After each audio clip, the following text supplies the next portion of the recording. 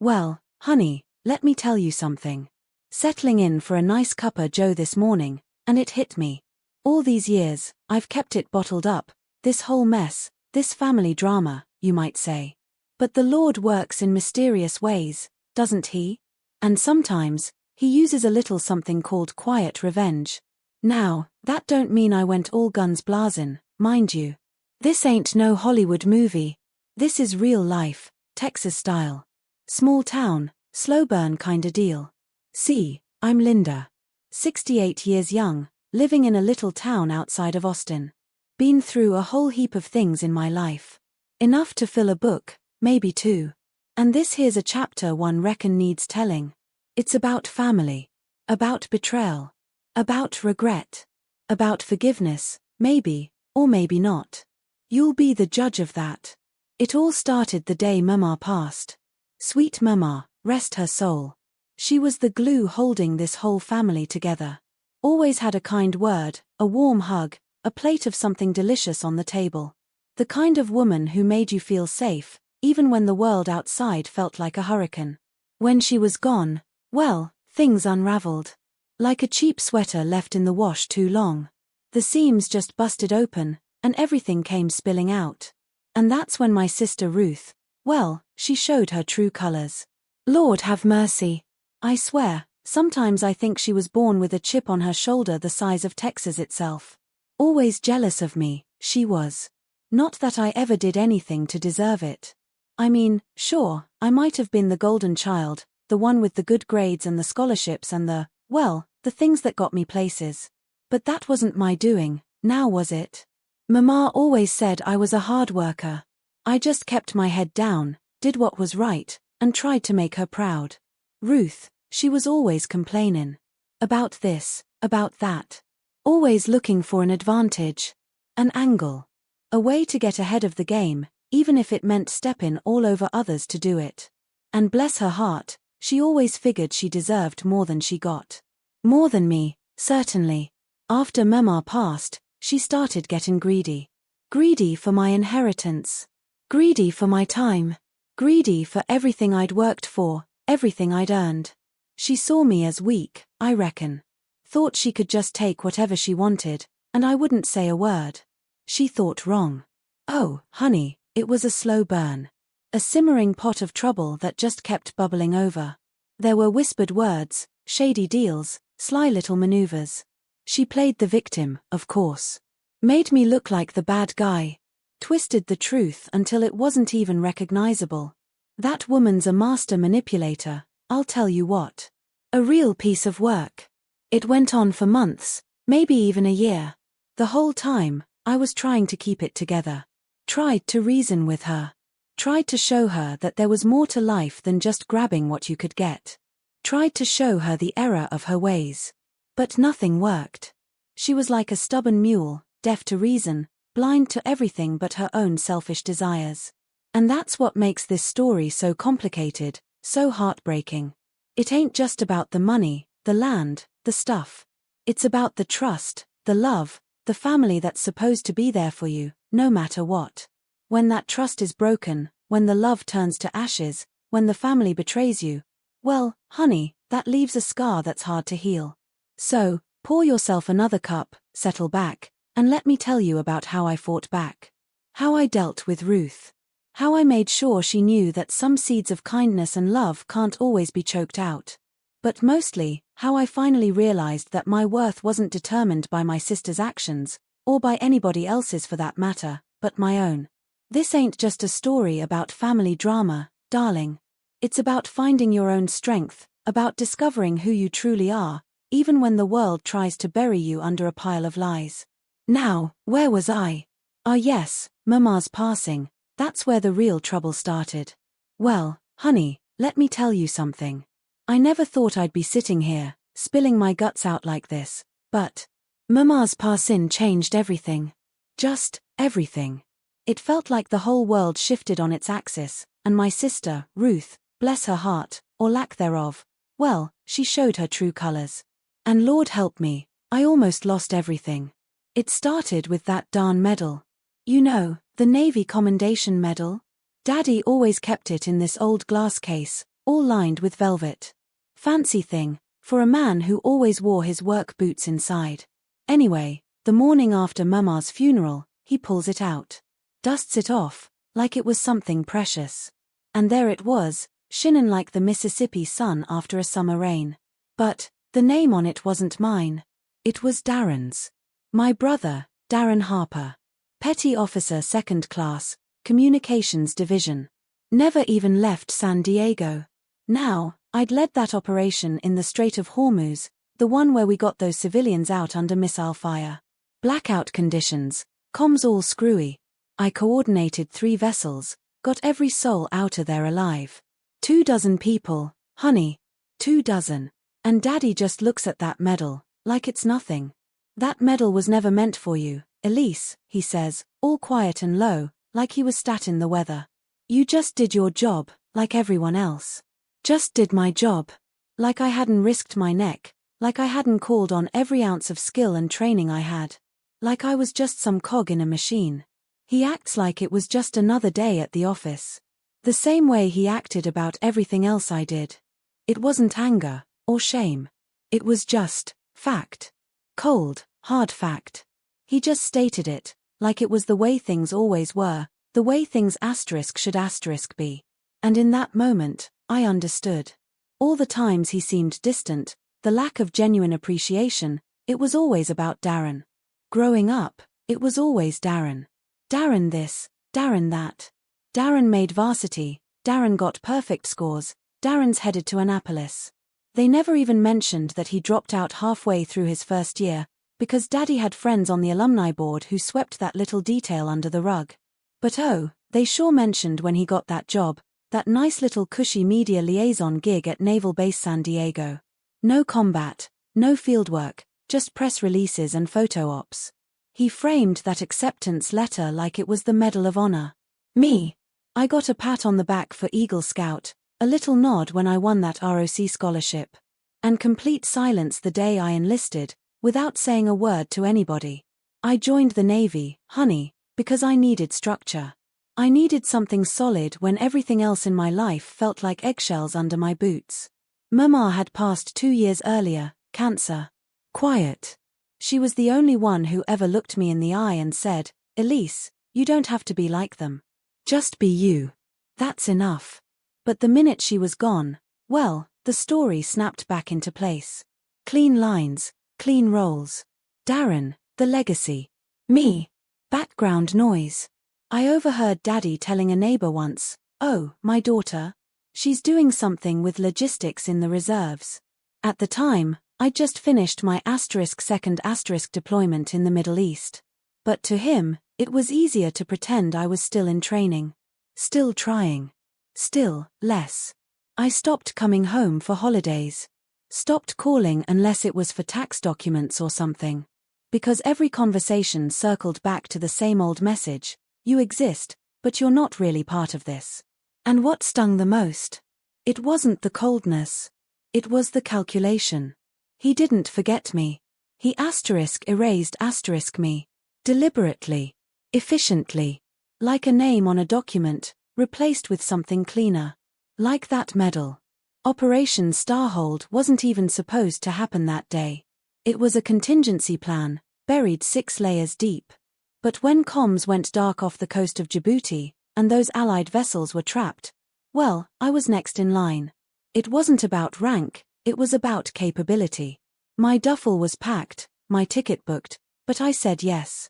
I stepped in as mission lead, coordinated the whole extraction under blackout conditions, rerouted supply drones manually, even patched up 2 injured sailors with a medkit and a flashlight. We got everyone out. 0 casualties. 2 hours ahead of schedule. A week later, the base commander gave me a nod. You'll be hearin' from Washington, he said. But what I got was silence. No email, no debrief, nothing. I thought maybe it was classified, but then, 3 months later, I saw the photo. In a newsletter, forwarded by an old academy friend. Darren Harper, Commendation Medal recipient, for Operation Starhold. My screen froze. I stared at that picture. Darren in uniform, shaking hands with the Admiral, smilin' like he'd done something heroic.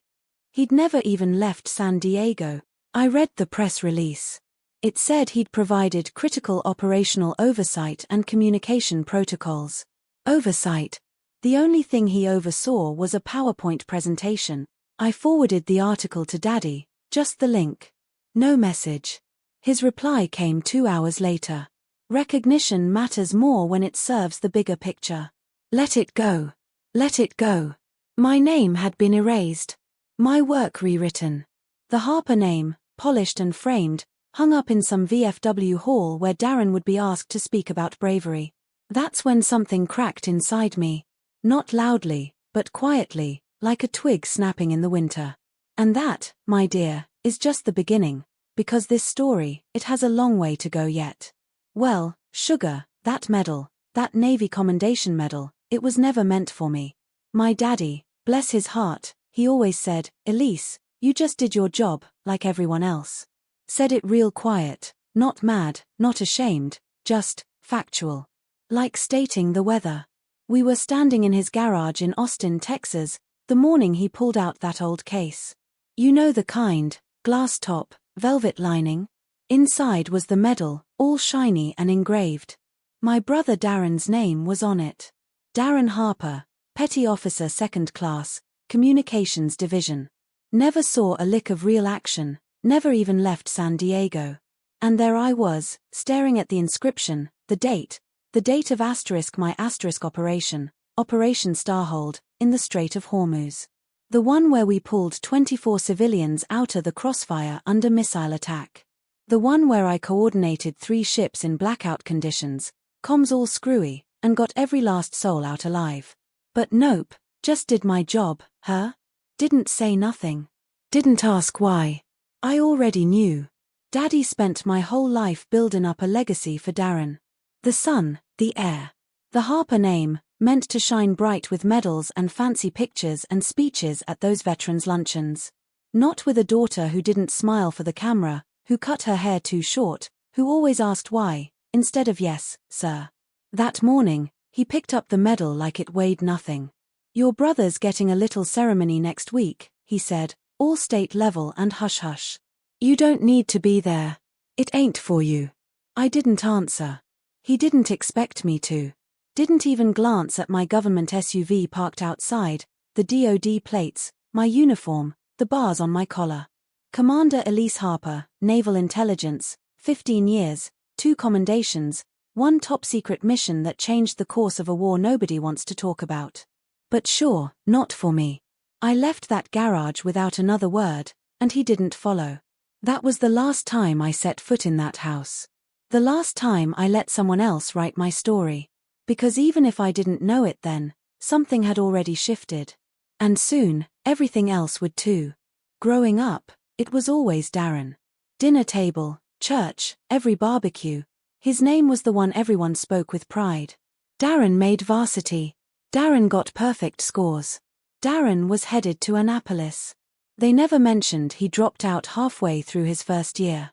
Or that it was hushed up cause Daddy had friends on the alumni board. But oh, they sure mentioned when he got into that media liaison program at Naval Base San Diego. No combat, no fieldwork, just fancy press releases and photo ops. Daddy framed that acceptance letter like it was the Medal of Honor. Me. I got a pat on the back for making Eagle Scout, a nod when I got my ROC scholarship, and complete silence the day I enlisted without telling a soul. I joined the Navy because I needed structure. Because I needed something solid when everything else in my house felt like eggshells underfoot. Mama passed 2 years earlier, cancer. Quiet. She was the only one who ever looked me in the eye and said, Elise, you don't have to be like them. Just be you. That's enough. But the second she was gone, the story snapped back into place. Clean lines, clean roles. Darren, the legacy. Me. Background noise. I overheard Daddy tell a neighbor once, oh, my daughter, she's doing something with logistics in the reserves. At the time, I'd just finished my 2nd deployment in the Middle East. But to him, it was easier to pretend I was still in training, still trying, still, less. I stopped going home for holidays, stopped calling unless it was for tax stuff or medical records. Every conversation circled back to the same message, You exist, but you ain't really part of this. What stung the most wasn't the coldness. It was the calculation. Daddy didn't forget me.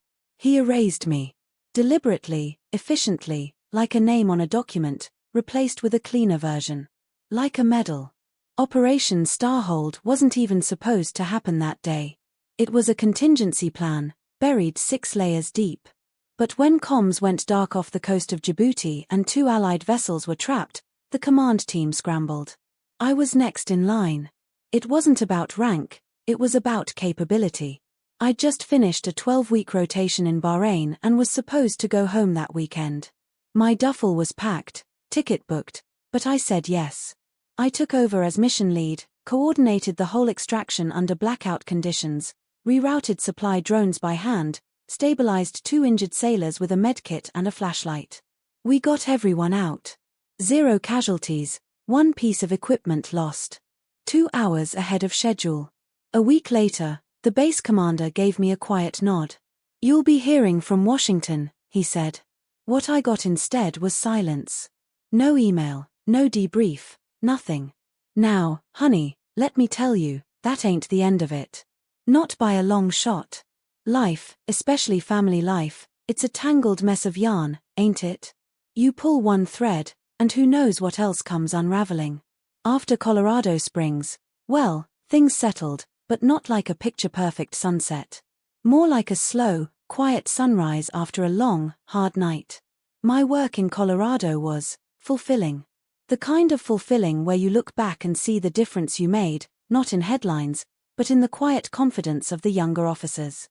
They knew I had their backs, not because I told them, but because they saw it in the way I worked. That's a good feeling, darling. A real good feeling. Darren. He never reached out again. Not a word. Not an apology. Not even a happy birthday. And you know what? That's okay. I didn't need his forgiveness. I had my own. 4 years, I'd been carrying around that weight, that unspoken anger, that simmering resentment. It was like carrying a sack of rocks, heavy and dragging me down. Letting go of that was the real victory. Mama always told me to forgive, not for them, but for myself. She said holding on to that bitterness was like drinking poison and expecting the other person to die. I finally understood what she meant. It wasn't about forgetting, it was about freeing myself. The medal? Still in that box. It's a reminder, yes, but not of his betrayal, not of the injustice. It's a reminder of my strength, my resilience. Of the quiet strength it took to not just survive, but to thrive. It sits there, a silent testament to the fact that you don't need someone else's validation to know your worth. My father, he and I, we never truly reconciled. We had a truce, I guess you could say. A wary, distant truce. He came to visit once, a year after the summit. He didn't apologize, not directly, but there was a change in him. A weariness, a softening around the edges.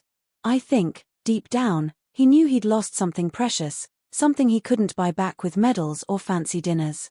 He passed away 5 years ago. Quietly, peacefully, in his sleep. I went to the funeral, of course. It was small, just family and close friends. And you know what I realized standing there, watching the dirt fall on his coffin? I didn't feel anger. Not anymore. There was sadness, a quiet sorrow for the life he could have lived, the relationships he could have cherished. But mostly, there was peace. Because I finally understood. He wasn't a monster, just a man blinded by his own ambitions, his own misguided sense of legacy. A man who failed to see the value in the quiet strength right in front of him. These past few years have been good.